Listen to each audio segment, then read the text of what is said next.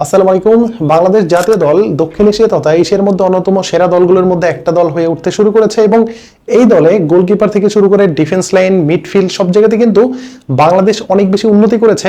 শুধুমাত্র একটা পজিশন ব্যতীত বাংলাদেশ মোটামুটি সবগুলো জায়গাতে অনেক বেশি উন্নতির একটা চাপ কিন্তু আমরা গত কয়েকটা ম্যাচে এটা লক্ষ্য করেছি। যদিও প্রবাসী ফুটবলারদের কারণে মিডফিল্ড, রাইট উইং বা লেফট উইং সেগুলোতে অনেক বেশি পরিবর্তন এসেছে এবং বাংলাদেশ এখানে কিন্তু দক্ষিণ এশিয়ার সব দলকে ছাড়িয়ে তারা কিন্তু এশিয়ার অন্যতম সেরা দলগুলো হতে বা হওয়ার জন্য যে ধাপগুলো আছে সেই ধাপগুলো কিন্তু একটা একটা করে পার করতে শুরু করে দিয়েছে। কিন্তু বাংলাদেশ জাতীয় দলে এখন পর্যন্ত প্রপার নাম্বার 9 বা একজন ভালো মানের স্ট্রাইকারের অভাবে বাংলাদেশ অনেক অনেক ম্যাচে গোল বঞ্চিত হয়েছে, অনেক ম্যাচে গোল আরো বেশি করতে পারতো। এরকম ভুরি ভুরি উদাহরণ কিন্তু এই মুহূর্তে বাংলাদেশ জাতীয় ফুটবল দলকে নিয়ে আছে। আবার যদি চিন্তা করেন তাহলে বাংলাদেশ জাতীয় দলের রাডারে অলরেডি কয়েকজন ভালো মানের স্ট্রাইকার আছে, তারা বাংলাদেশ জাতীয় দলে কেন সুযোগ পান না? দেখেন, মোহাম্মদ আলামিন বা পিয়াস আহমেদ নোভা এই দুইজন প্লেয়ারকে নিয়ে অনেক ধরনের কথাবার্তা হয় এবং তারা বাংলাদেশ জাতীয় দলে কেন সুযোগ পান না বা তাদেরকে কেন কোচ খেলান না, এটা কিন্তু আমরা সবাই জানি এবং এটা কিন্তু অনেকদিন হলো বলে আসতেছি। এবং একই সাথে ইন্ডিয়ার বিপক্ষে আলামিনকে স্কোয়াডে রাখলেও তাকে ম্যাচে নামানো হয়নি এবং সেই ম্যাচে প্রায় 3 থেকে 4টা গোল মিস করেছে বাংলাদেশ জাতীয় দল। এবং এরপরে ভুটানের বিপক্ষে যদি প্রথম থেকে আলামিন খেলতো তাহলে সেখান থেকে আরো কিছু গোল বের করতে পারতো, বা সিঙ্গাপুরের বিপক্ষে প্রপার নাম্বার 9 পজিশনে যে ফুটবলারটা খেলে তাদেরকে দিয়ে যদি খেলানো হতো তাহলে সেখানে রেজাল্টে কিন্তু ভিন্ন হওয়ার একটা পসিবিলিটি ছিল।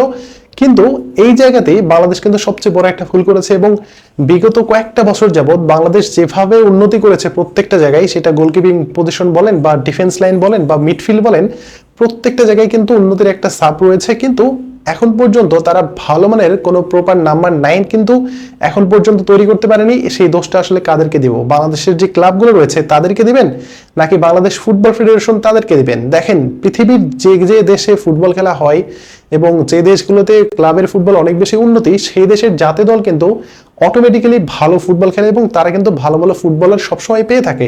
বাট বাংলাদেশের হাতে গোনা কয়েকটা ক্লাব ব্যতীত বাকি অন্য কোনো ক্লাবের নিজস্ব কোনো মাঠ নাই, নিজস্ব কোনো একাডেমি নাই। সো বাংলাদেশ থেকে যে ভালো মানের স্ট্রাইকার ক্লাব ফুটবলের মাধ্যমে উঠে আসবে সেটা কিন্তু অনেকটাই অনিশ্চিত একটা ব্যাপার।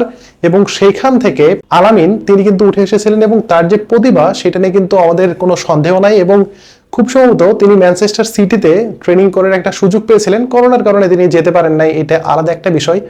এরপরে তার অনেক চড়াই উৎরাই পার করে তিনি কিন্তু এই মুহূর্তে জাতীয় দলে আছে, কিন্তু তাকে প্রপারলি ইউজ করতে পারতেছে না এবং তাকে খেলানো হচ্ছে না। এবং আমরা সবাই জানি যে এটা সিন্ডিকেটের মাধ্যমে আলামিনকে অনেকটা জাতীয় দলের বাইরে রাখা হয়েছে এবং তাকে মোটামুটি ম্যাচ টাইম অতটা দেওয়া হচ্ছে না। এবং বাফুফের এলিট একাডেমি থেকে একজন স্ট্রাইকার উঠে এসেছেন, তিনি হচ্ছেন মিরাজুল এবং একই সাথে পিয়াস আহমেদ নোভা।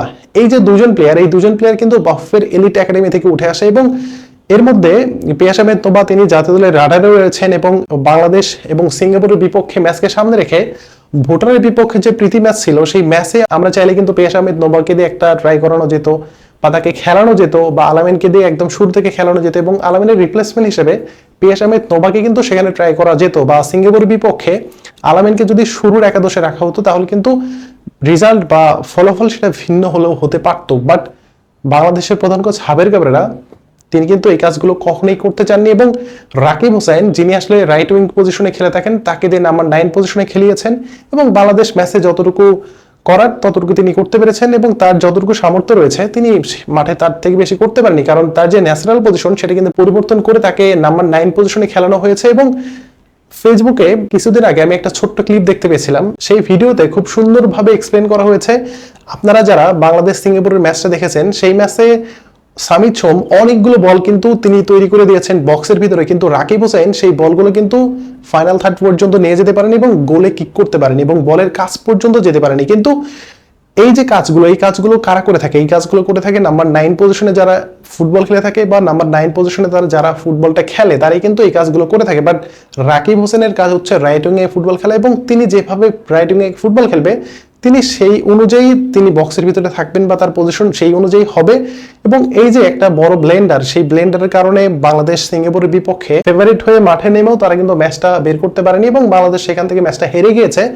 এবং সামিদ সোম ওই ম্যাচে অনেকগুলো বল তিনি সুন্দরভাবে ক্রিয়েট করেছেন, অ্যাসিস্ট করেছেন, কিন্তু গোল করার মতো কোনো প্লেয়ার কিন্তু আমরা খুঁজে পাচ্ছিলাম না। এবং শাহরিয়ার ইমন যাকে আসলে রাইট উইং পজিশনে নামিয়েছিলেন এবং রাকিব হোসেন যিনি আসলে রাইট উইং পজিশনে খেলে তাকে নাম্বার 9 পজিশনে খেলিয়েছেন। এই যে হযবরল একটা অবস্থায় এর মধ্য দিয়ে বাংলাদেশ ফুটবল টিম কিন্তু এখন পর্যন্ত সার্ভাইভ করে যাচ্ছে, এবং বাংলাদেশ ফুটবল এখান থেকে কতটুকু ভালো ফুটবল খেলতে পারছে সেটা কিন্তু আপনি সবাই জানি। এবং এই যে বাংলাদেশ ফুটবলের স্ট্রাইকারের সংকট, সেই সংকট থেকে সমাধানের একটাই উপায়, সেটা হচ্ছে ক্লাব পর্যায়ে প্লেয়ারদের অনেক অনেক বেশি ট্রেনিং করাতে হবে। বাফুফের এলিট একাডেমি সেটাও সক্রিয় থাকতে হবে পুরো বাংলাদেশ জুড়ে, এবং একই সাথে অনেক প্রবাসী ফুটবলার কিন্তু আগামী 30-31 বা জুলাইয়ের 1 তারিখ 2 তারিখে তারা কিন্তু একটা ক্যাম্প করবে। সেই ক্যাম্পের মাধ্যমে যদি কোনো ভালো মানের স্ট্রাইকার খুঁজে পাওয়া যায় তাহলে কিন্তু সেটাও বাংলাদেশ ফুটবলের জন্য অনেক বেশি ভালো একটা ব্যাপার হবে। যদিও যতটুকু আমরা শুনতে পাচ্ছি যে 51 জন ফুটবলার, প্রবাসী ফুটবলার বাংলাদেশে ট্রায়াল করতে এসেছে, তার মধ্যে মাত্র 3 থেকে 4 জন স্ট্রাইকার রয়েছে। বাকি সবাই কেউ সেন্টার ব্যাক, কেউ মিডফিল্ডার, বা কেউ রাইট ব্যাক বা গোলকিপিং পজিশন, এই সব পজিশনে কিন্তু তারা ট্রায়াল দিতে এসেছে। সো বাংলাদেশের স্ট্রাইকার পজিশন নিয়ে যে একটা সমস্যা সেটা কিন্তু সহসাই কাটছে না। তবে একটা আশার আলো রয়েছে,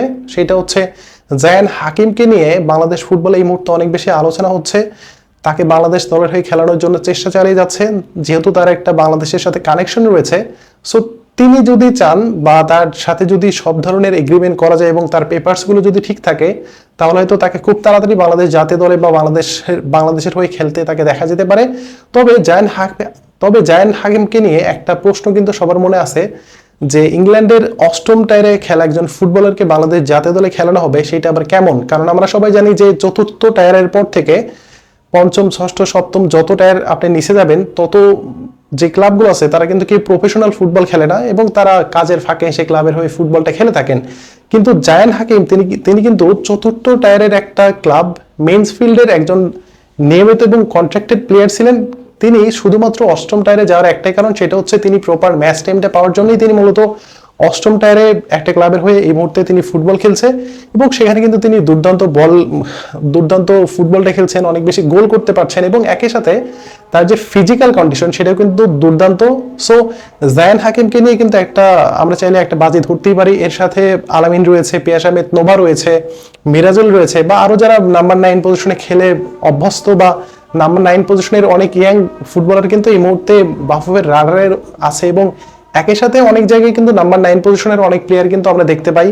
এবং যারা প্রবাসী, যারা ট্রায়াল দিতে এসেছে, তাদের মধ্যেও যদি ভালো মানের কোনো নাম্বার 9 পজিশনের প্লেয়ার পাওয়া যায়, তাহলে কিন্তু আদতে বাংলাদেশের এখান থেকে অনেক বেশি লাভ হবে, এবং বাংলাদেশ এখান থেকে কিন্তু ভালো ধরনের ফুটবলার কিন্তু পেতে যাচ্ছে, এবং পেলে হয়তো বাংলাদেশ ফুটবলের জন্যই ভালো হবে। কারণ আপনি পুরো ম্যাচে যদি ভালো খেলেন, বাট আপনি যদি এন্ড অফ দ্য ম্যাচ যদি আপনার স্কোর লাইন যদি ফুটবলাররা স্কোর করতে না পারে, তাহলে কিন্তু সেখান থেকে জয় নিয়ে আপনি মাঠ ছাড়তে পারবেন না। সেটার একদম পাক্কা উদাহরণ হচ্ছে ইন্ডিয়ার বিপক্ষে ম্যাচটা, এবং একই সাথে সর্বশেষ বাংলাদেশ এফসি এশিয়ান কাপ বাছাই পর্বে সিঙ্গাপুরের বিপক্ষে যে ম্যাচ, এই দুইটা ম্যাচে কিন্তু বাংলাদেশ স্ট্রাইকার সংকটের কারণে সেই ম্যাচগুলো থেকে রেজাল্ট বের করতে পারেনি, এবং বাংলাদেশ সেখানে কিন্তু ম্যাচগুলো হেরে গিয়েছে, এবং ইন্ডিয়ার বিপক্ষে ফেভারিট হয়ে নেমেও ম্যাচটা কিন্তু ড্র করতে পেরেছে। সো বাফুফের এখনই উচিত এই স্ট্রাইকার পজিশন নিয়ে কাজ করে, এবং একই সাথে হাবিয়ার কাবরেরার তার যে একটা স্বভাব, সেই স্বভাবটা চেঞ্জ করতে হবে, এবং খুব সম্ভবত তাকে বাদ দিতে হবে, এবং বাদ দিলে হয়তো আলামিন বা পিয়াস আহমেদ নোভা তাদের একটা সুযোগ তৈরি হবে, এবং তারাই কিন্তু বাংলাদেশ দলকে অনেক বেশি হেল্প করতে পারবে। সো আপনাদের মতামত আশা করছি। ধন্যবাদ সবাইকে।